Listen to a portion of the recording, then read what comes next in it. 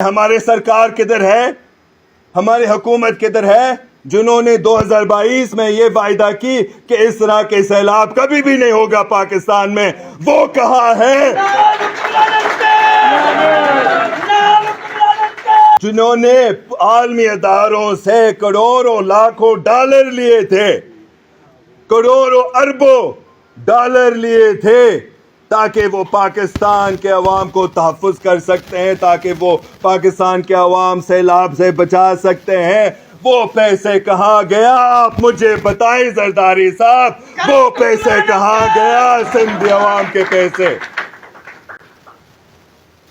आज हम नाम ले सकते हैं जरदारी, वो हमारे मुखालिफ है, मगर कल कौन होगा ये आप मुझे बताएं।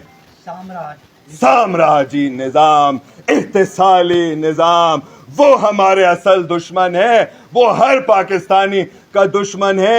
आज नाम जरदारी होगा, कल नाम कोई और होगा। आप तैयार रहें उनके लिए, आप तैयार रहें।